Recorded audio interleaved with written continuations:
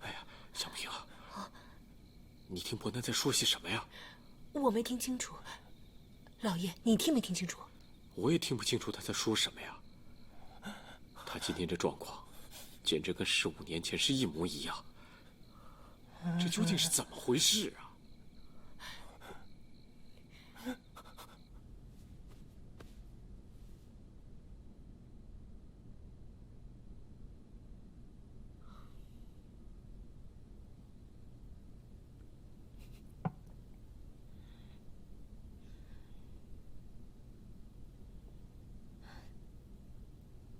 嫂子，你醒了吗？太好了！豆豆，你醒了。苏兰，我怎么会在这儿？我怎么了？哎，慢点，慢点！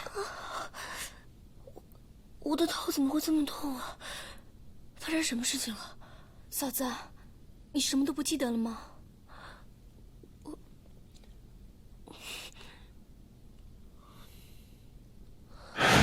不要过来！不要过来！坏人！沈伯南，谁是坏人？沈伯南，坏人！沈伯南，沈伯南，臭小子，活得不耐烦了，竟然敢砸我的头！看我怎么修理你！哎，嫂子，豆豆，沈伯南，你居然敢把我的头给砸！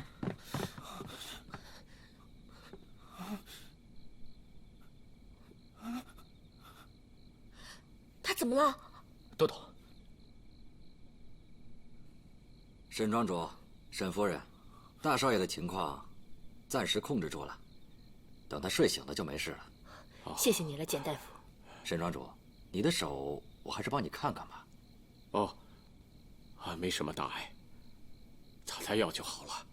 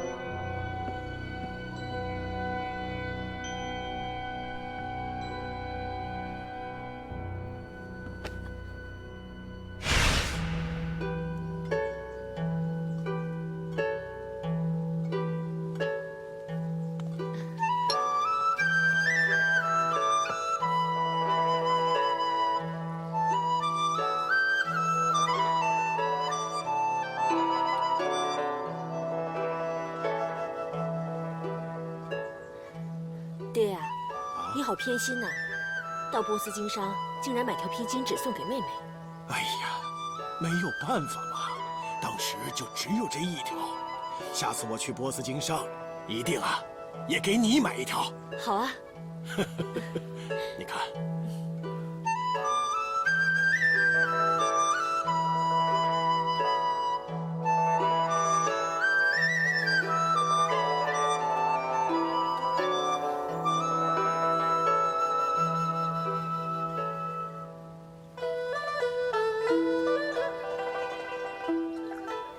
伯父，来，我敬你一杯。该称呼了啊！爹，来，还是敬你一杯。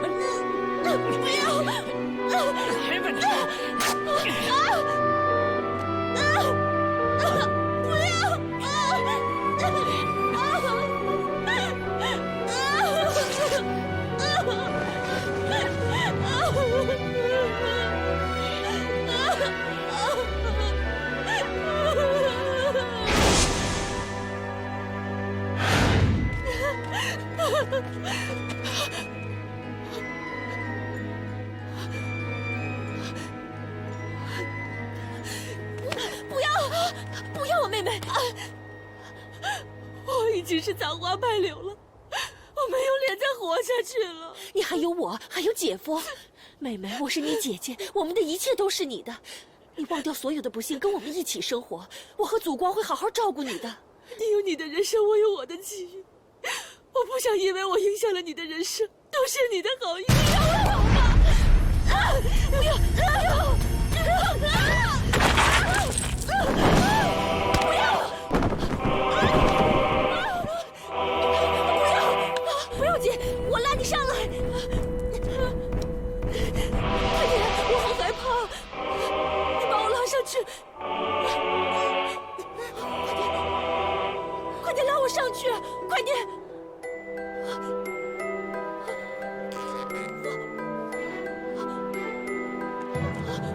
救命啊！妹妹，快点拉我上去！我不想死，我真的不想死。你说什么？从小到大，你最听我的话，你什么都听我的，是不是？是，从小到大你都比我聪明，都比我有主见。那这样，你再听我最后一次。什么？你把沈夫人的位置让给我好吗？让我把沈夫人的位置让给你，你为什么要这么做？你不是猜出来了吗？我要报仇，我要找郭敬清报仇。报仇的事我们晚点再说，你先把我拉上去，求求你了。伯南还小，他需要我照顾啊。你放心吧，以后我就是他的娘亲，我会好好照顾他。不要，不要，我不要，求你了，不要，对不起。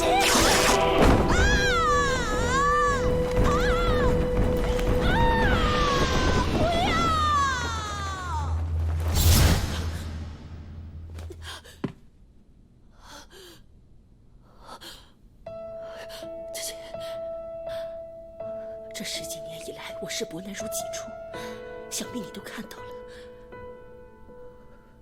伯南他失忆受伤，那是个意外。原本我想让他开开心心的离开人世，但现在不行，不行。如果他不死的话，说不定哪天他会把所有的秘密都说出来。姐姐，原谅我的自私。我真的不想这么残忍，但是我真的不得不这么做。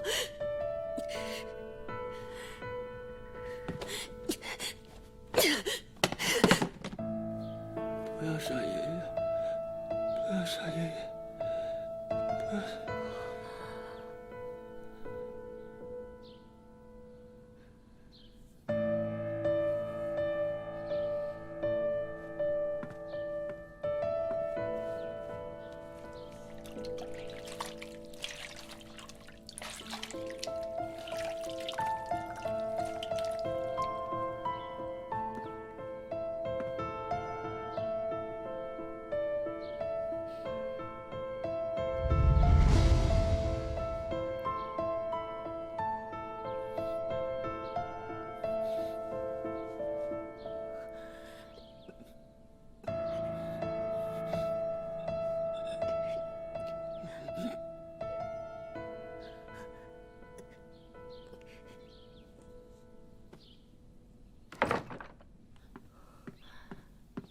娘，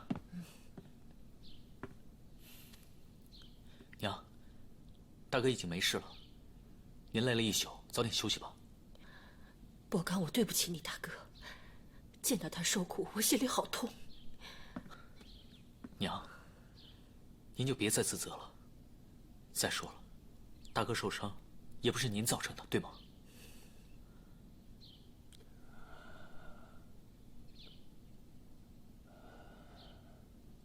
哎，娘，大哥醒了。大哥，大哥。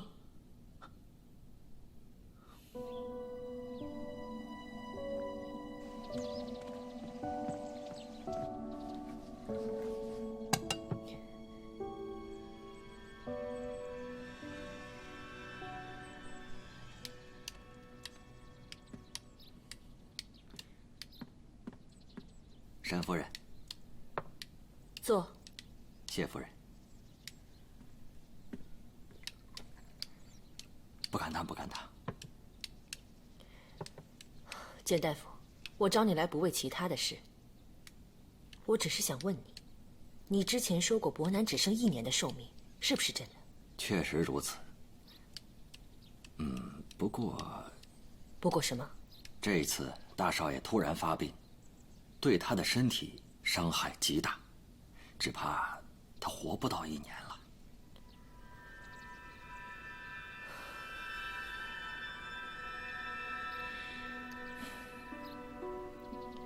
自从伯南受伤之后，他就把以前的事情都忘记了。但他这一次发病，我感觉他好像又记起了以前的事。简大夫，他会不会恢复记忆了？有这可能啊。大少爷受伤失忆，当时肯定受了很大的刺激。如果这种情况再现的话，那他的脑海里面肯定会出现一些支离破碎的片段，这恢复记忆也不是不可能。夫人，怎么了？我只是为伯南担心。真是可怜天下父母心呐，也难怪夫人你担心。哎，如果夫人相信我的话，我可以用金针刺穴的方式，让他记起当时发生的情况。不行！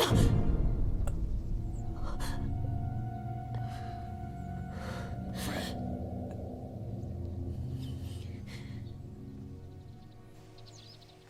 夫人，请您放心，在下回去立刻为大少爷抓药，等炼成丹药，再亲自送到夫人的手里。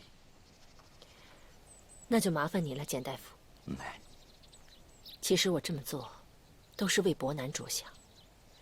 既然知道他活着的时间已经不多了，又何必让他想起过去那段伤痛的经历呢？如今我只希望他每一天都过得平平安安，我不想再看到他受到任何打击和折磨。在下明白，大少爷有夫人这样的慈母，那是他的幸运啊。不是，是我对不起他。事到如今，我只想守在他的身边，平平安安地度过每一天。简大夫，希望你能明白我的心意。在下明白。简大夫，我们会面的事，你不要跟其他人说，我不想引起不必要的误会。在下懂了。在下一整天都待在东大街的药铺里面，半步都没有离开过。在下告辞了。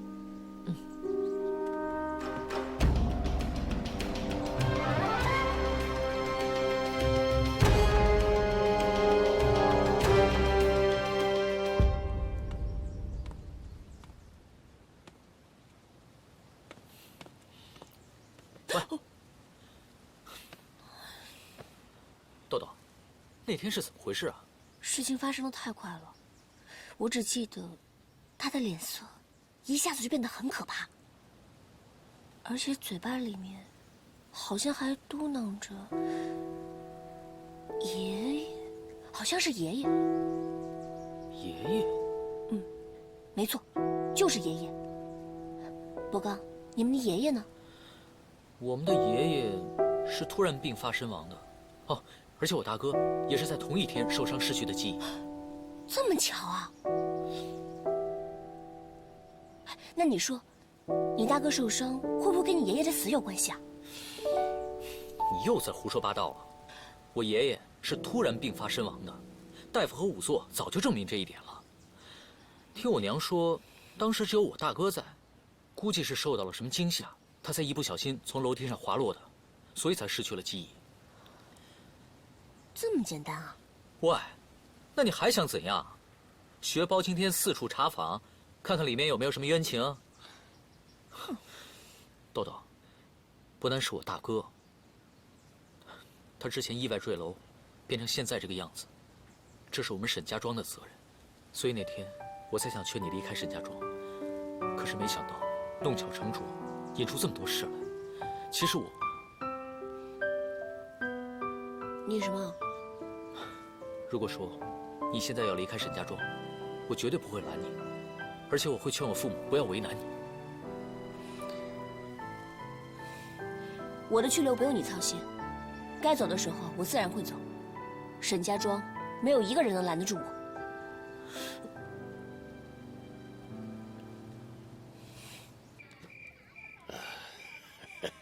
苏老板，一点心意，请您笑纳。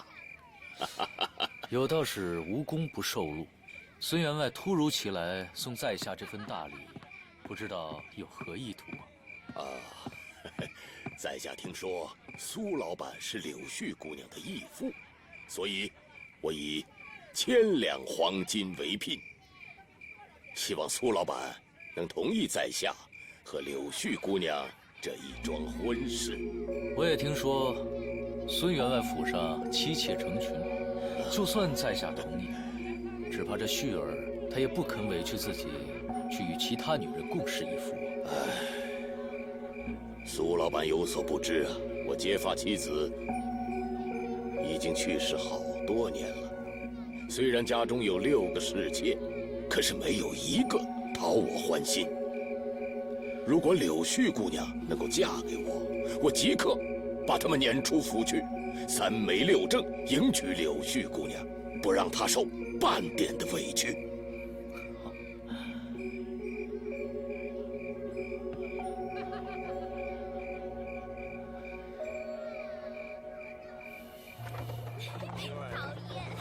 陪我。哎，沙儿少爷，你这是为何？苏老板，伯姬求你了，千万不能答应孙员外的要求。为什么？此人生性好色，仗着有些家底，拈花惹草，邻里皆知。柳絮姑娘嫁给他的话，绝无幸福可言。等等，请问二少爷，旭儿的幸福跟你有什么关系？苏老板，伯姬对柳絮姑娘一片真情，天地可表。刚刚孙员外也讲过同样的话。二少爷，用嘴巴说谁都行，能不能拿出什么具体的实证来？难道他孙员外就能拿出具体实证来吗？没错，方才孙员外答应我说，只要旭儿成为他们孙家的媳妇，就把孙家在京城的几间油行，还有饲料铺交给旭儿来经营，绝对不会让她只做个大门不出二门不迈的深闺怨妇。反观你这个二少爷，虽然出身豪门，却只能仰仗祖荫，一生至今是庸庸碌碌，毫无作为。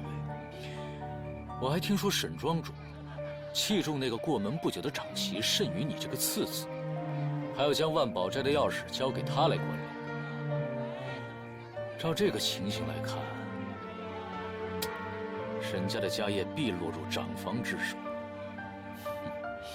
而你这位二少爷，永远是只能看别人的脸色，仰人鼻息的二流角色。敢问二少爷，如果你是旭儿，你会怎么选择？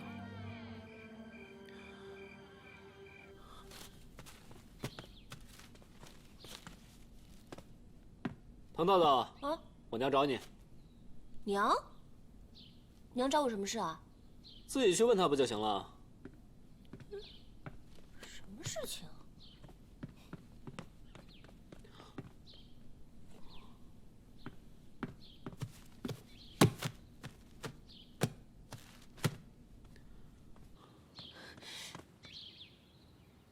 不对啊！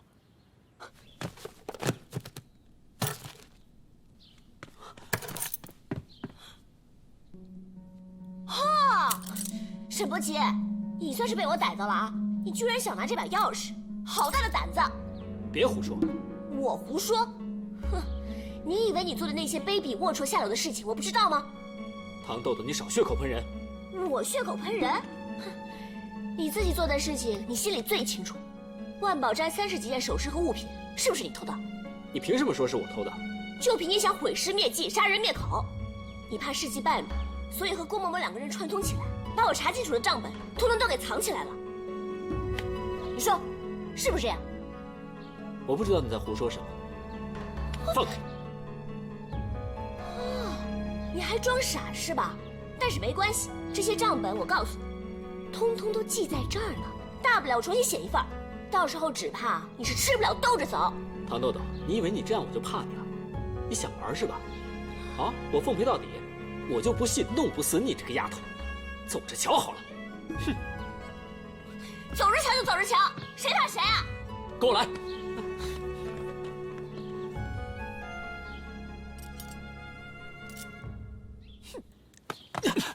你干什么你？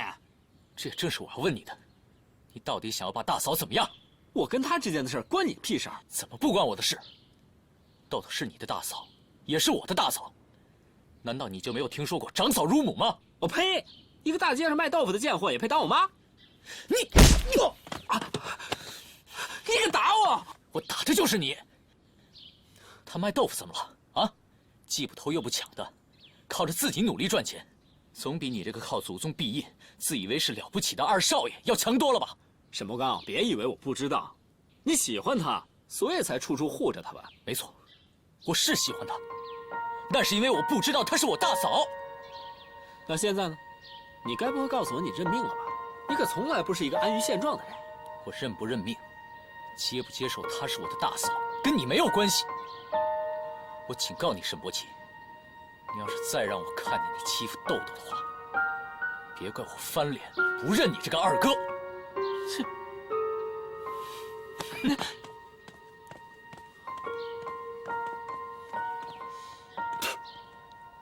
什么东西？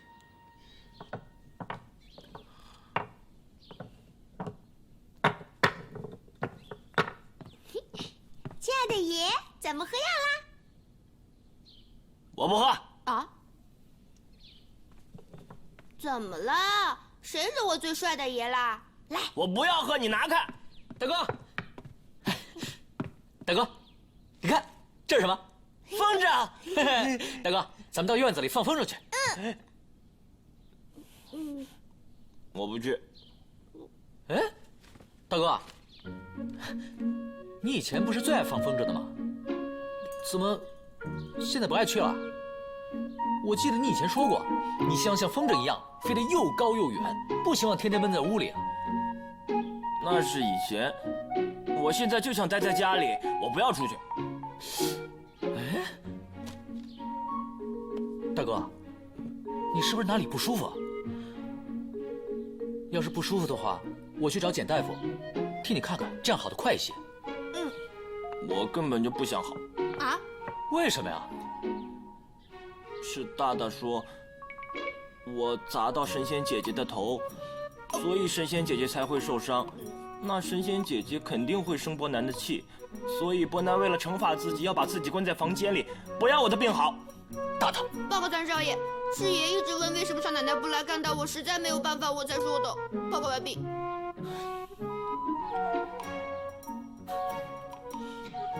大哥，这样做是不对的。你看，要是让豆豆知道了，你连药都不喝，连屋都不出，他只会更生气的。那你说怎么办？哎，大哥，我有一个办法。什么办法？来来，过来，我跟你说。这样哎呀，瞧瞧，这么漂亮的小脸蛋儿，可惜了。你看，有一道疤。哎呀，没事儿，苏兰。我小时候经常跟人打架，而且经常下河摸鱼抓虾的，受的伤可比现在多多了。没事儿，这么一小点伤，过几天就好了。是啊，过2天就好了。不像我，长得那么难看。谁说的？谁说你长得不漂亮了？他是眼睛瞎了吗？你那么温柔善良，在我心里面你是最漂亮的。嫂子，你别安慰我了，就是因为我长得不好看，所以伯奇才会不喜欢我。那也不是因为你长得不好看呀。再说了，我爹经常跟我说，心地善良才是最重要的。像你这么温柔体贴、心地善良的女孩，真的是千金难买。如果我是男孩的话，我肯定会爱上你的。所以说，你不是男孩子呀。如果你是男孩子，也跟伯奇一样，不会喜欢我。哦，是不是那个沈伯奇又欺负你了？我教训他去。哎，嫂子，伯奇没欺负我。没欺负你？不许骗人啊！没有骗你，他每天晚上喝得醉醺醺。神仙姐姐，神仙姐姐，你在这儿，神仙姐姐。沈伯南，你干嘛呀？嘘，不是，你又搞什么花样啊？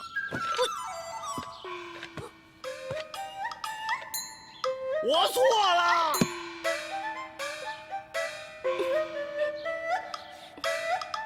谁让你这么做的？博刚啊，他跟我说，以前有一个大将军，他犯了错，然后他就背着这个木头，去跟人家赔礼道歉，人家就原谅他了。你以为你这样做我就能原谅你啊？那你打我，打我！你以为我不敢啊？嫂嫂，不要啊！你以为我傻？如果我真打他的话，整个沈家庄的人都会知道的，上至郭嬷嬷，下至大大，肯定会骂我心狠手辣，谋杀亲夫，我才不会上当呢。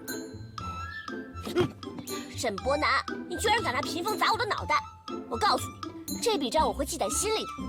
我祝你以后走路的时候摔个大马趴，睡觉的时候叮得满身包，喝水的时候被呛到。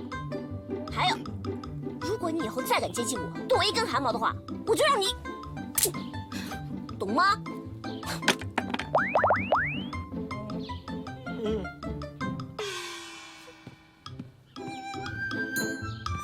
大哥，你还是起来吧。看来博刚的办法没什么用啊。你有什么办法？我？我可不行，我不会。不会？你想想，你想想，你动动脑子想一想，想个办法呀，苏兰。我找谁去？你找谁？三少爷。想想。三少爷来了，让三少爷收拾你这个烂摊子吧。大哥，我先回去了。是。博刚，看来你这个负荆请罪没什么用嘛。是。大哥，你别着急呀，咱们这招负荆请罪不行的话，再来一招从一而终怎么样？从一而终？夫人，这是我亲手熬制的药丸，让他每日服1颗。我保证啊，大少爷服了之后，心情会越来越平静，不会轻易受到外界的影响了。你确定服用过你的药之后不会再惹出任何麻烦？夫人您放心，我在这药丸里面加了一些砒霜。简大夫，我觉得你配的药也不怎么好使。这话怎么说的呢？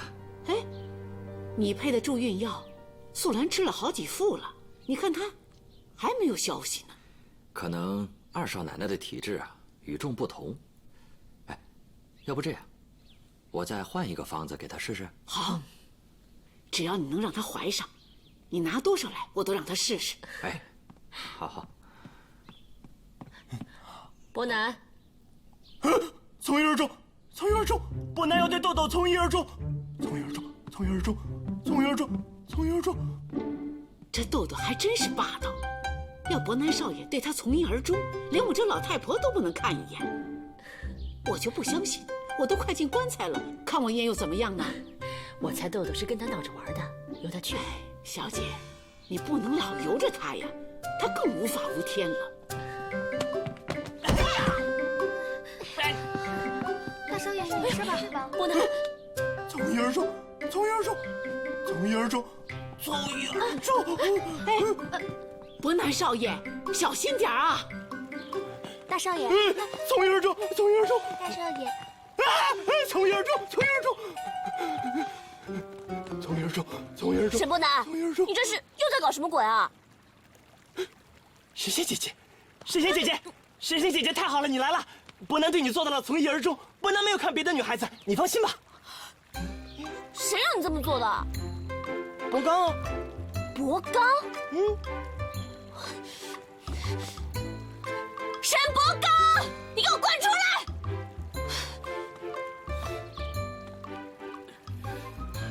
大哥，不是说好了不把我供出来的吗？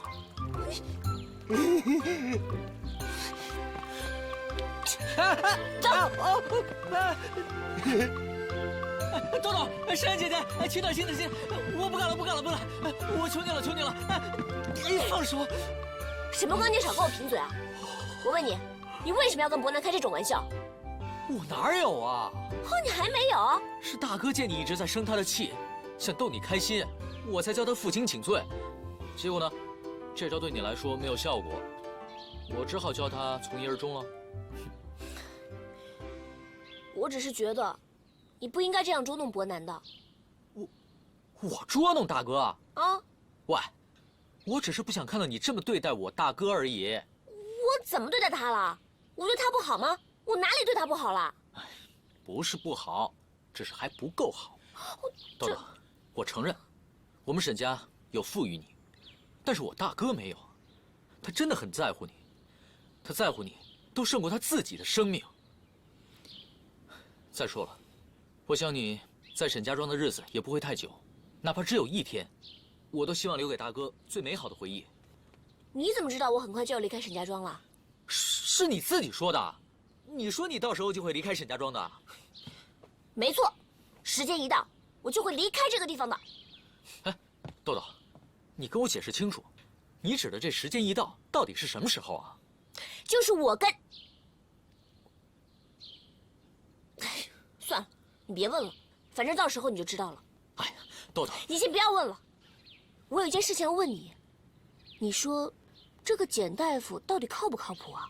他为什么给伯南看了这么长时间的病，一点进展都没有呢？哎，为了看好我大哥的病，我爹找遍了大江南北的名医，好像都没有什么效果。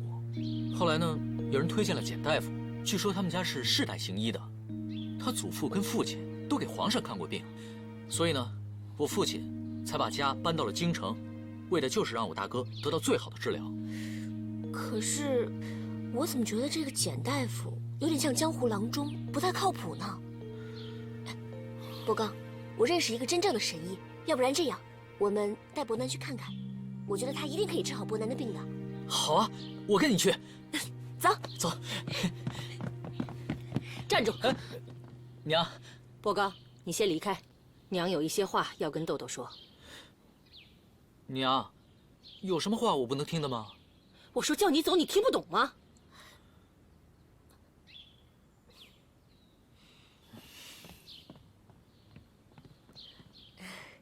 娘，您有什么事情要跟我说啊？豆豆，我希望你记住我们的约定，谨守自己的本分，不应该管的事别管，不应该说的话别说，行不行？我知道啊，我一直都是这么做的。就像刚才伯刚问我的话，我也没有说出我们的1年之约啊。还有呢？还有，啊，对了，我想让余神医过来给伯南治病，因为我觉得余神医的医术肯定比那个简大夫要高。住口啊，唐豆豆！你给我听清楚，给伯南治病的事情由我们沈家负责，你少在那儿跟我瞎掺和，听到没有？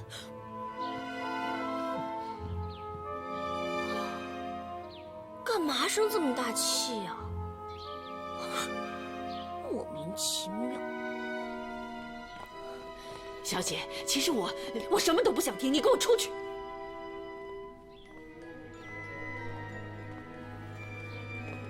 我叫你滚出！娘，伯刚，伯南受伤的事是不是跟你有关系？你明知道那个阁楼，你爹视他为禁地，严禁家人靠近，你为什么还要引豆豆到那儿去？你约豆豆在那儿做什么？你说呀！我想让他离开沈家庄，离开我大哥。荒唐！伯刚，你竟然敢对你大嫂心存邪念，你想陷沈家于不义，你想毁了沈家庄的声誉，是不是？荒唐的人是你们！住口啊！你是想气死我？我没有，娘，我只是在为我们沈家造的孽赎罪而已。豆豆是无辜的，我们任何一个人都没有资格剥夺他的幸福，你知道吗？豆豆他无辜，那你大哥呢？他就不无辜了？14年前的一场坠楼意外，让你大哥成了今天这样。他也是人，也应该有自己的人生啊。是我们是骗了唐家，但你发现没有，豆豆嫁到沈家之后，你大哥变得比以前开心，整个人都好像重新活过来似的。伯刚，伯南是你的亲大哥，你也为他想想好吗？他已经够可怜了。娘，你这么说太自私了。我为了自己儿子的开心，却毁了别家姑娘的幸福。她现在是你大嫂，波哥，豆豆将来我会给他一个交代，但你是他小叔，她是你大嫂，我希望你永远都记住这一点。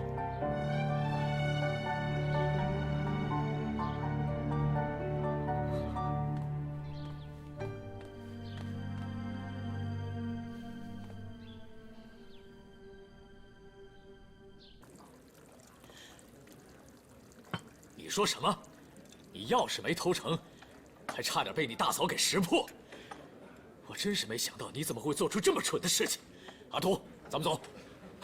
苏老板，苏老板，我求你帮帮我，我真的不能失去柳絮姑娘。我也是实在想不出办法，才会出此下策的。你偷钥匙干什么？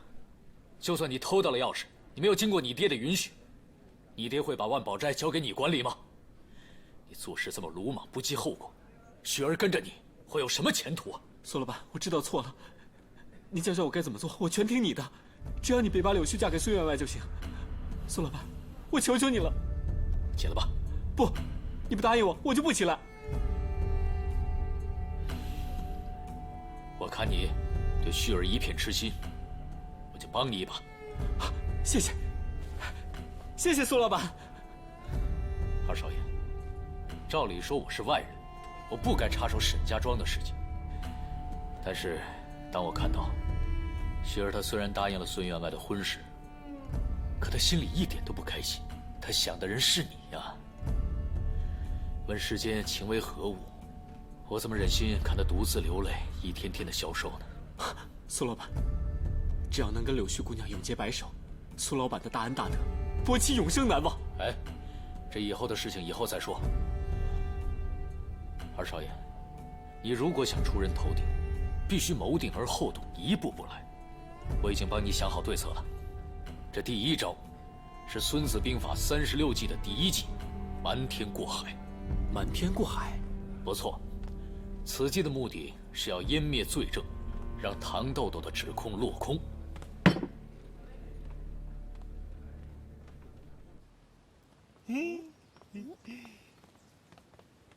伯南，娘，大大，你们在写字啊？娘，伯刚送我的信纸，你看，可好看了。我在给神仙姐姐写信呢。还有我，我在给爷写信呢。这不是多此一举吗？天天见面，有什么话当面说就是了，干嘛弄这么麻烦？哎，娘，你不懂。好，我不懂，你们要写就写吧。伯南啊，来，先把药吃了。乖呀。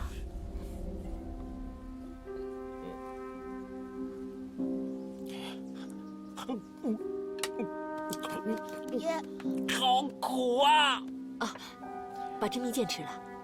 来，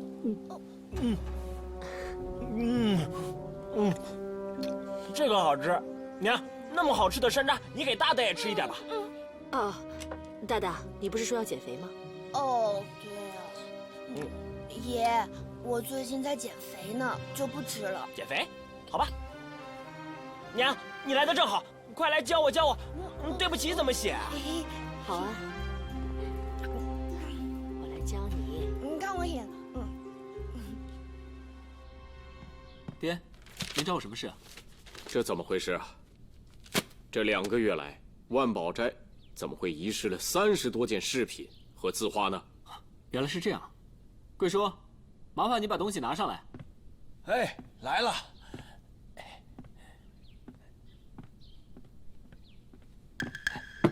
老爷，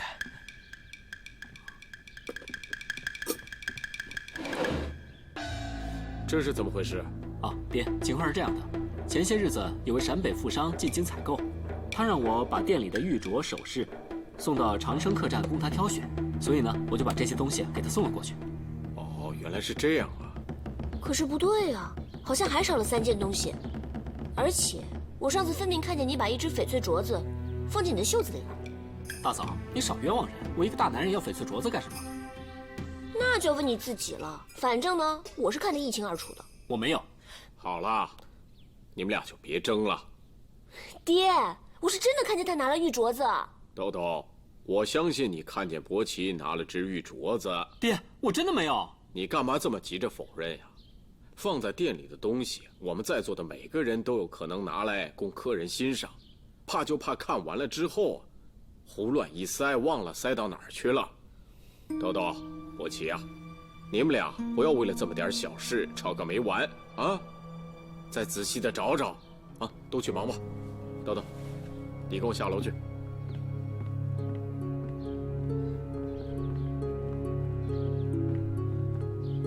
瞒天过海之后，第二步便是以其人之道还治其人之身。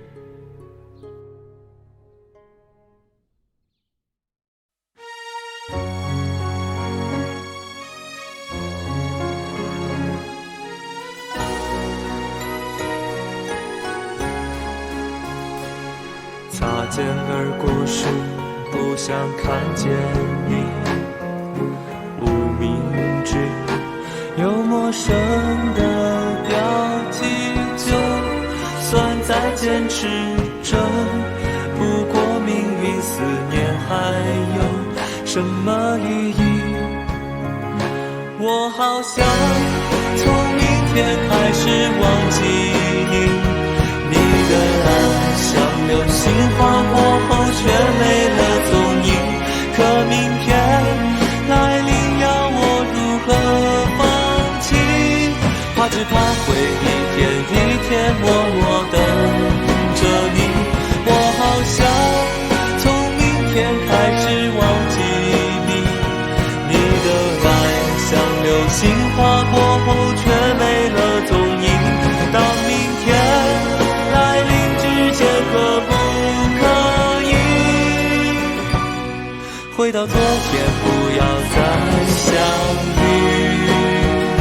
我好想从明天开始忘记你，我的爱像水晶破碎后只剩下泪滴，在天亮以前最后一次想你。